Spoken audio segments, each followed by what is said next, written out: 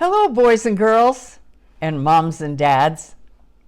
My name is Nancy, Grandma Nancy,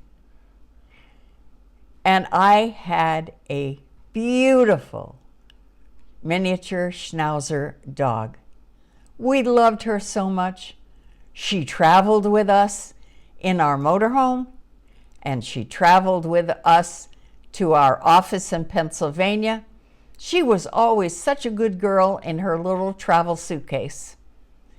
Anyway, I'm here to tell stories about Maddie.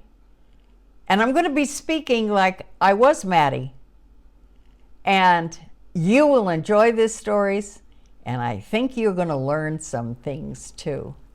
Hi, my name is Maddie. They tell me that I'm a dog, a little girl, a miniature Schnauzer. Since I can't really talk, my mom is reading the story. I was born in North Dakota, where there's lots of snow and it's very cold in the winter. I lived in a nice warm barn with my brothers and sisters and my mom. People would come to see us, and one by one my family left me because they were adopted. That means they were wanted and taken home to be loved. My sisters were all gone. Only my tiny brother and I were left. He was silly. He nipped at me and growled and barked and was a big show-off. I just wish someone would want me.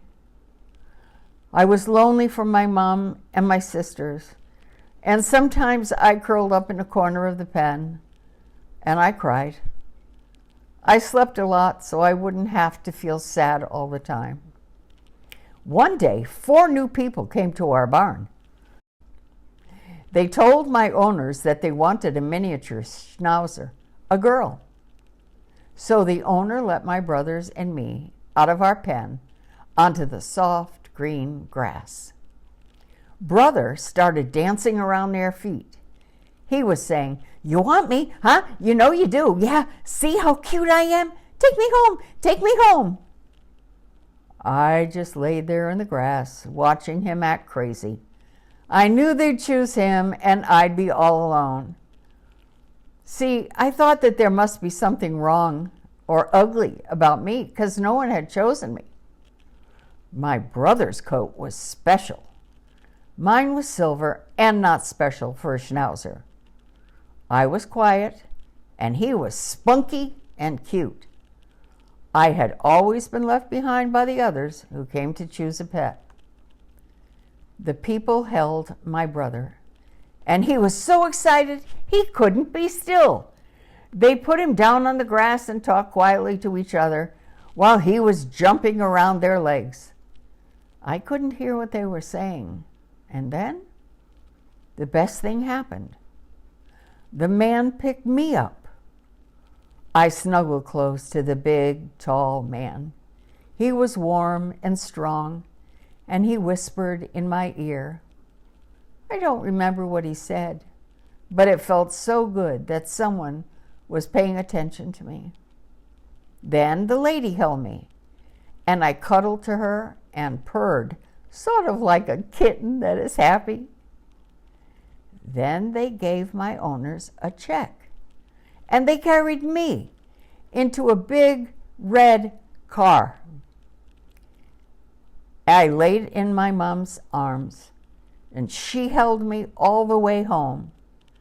I laid like a baby and slept for almost 3 hours. And you know what? I've been their baby ever since that day. I travel in their car with them. I ride on the putt-putt. It's their golf cart. And they even named it after me because I love to ride in it so much. It's called Maddie's Taxi. I fly on planes with them in my own little suitcase. I sleep on a soft pillow in my own little wicker bed. And they give me treats once in a while. Sometimes they take me to Dairy Queen for a tiny bit of ice cream or a little burger. I have heard my folks say that all the sadness I felt when I thought that nobody wanted me was from rejection. It's kind of a big word for a little girl, but I guess it made the ache in my heart, and it caused the tears I cried when I was left behind. Mom and Dad say that everyone feels rejected at some time in their life. Maybe you have felt rejected when nobody wanted to play with you, or when Mom and Dad were too busy to answer your question, or take you for an ice cream, or play with you. But there's one who always accepts us. His name is God. He says in the Bible, in Isaiah 49:9, that He has not rejected us. He has chosen us to be His. We belong to Him. When you feel unwanted, remember me, Maddie. And remember that one of the best ways to feel better is to talk about how you feel with a friend or your parents or grandparents, your teacher or your pastor, but especially to Jesus. He understands because He was rejected by many people. It helps to talk about your hurts. It helps to write about them too, or draw pictures about how your heart feels. See, that's one of the reasons that my parents and I talk about this. I feel so much better now, and you can always talk to God. He is never, ever, ever too busy for you, and He wants you to be with Him all the time. That's sure to help.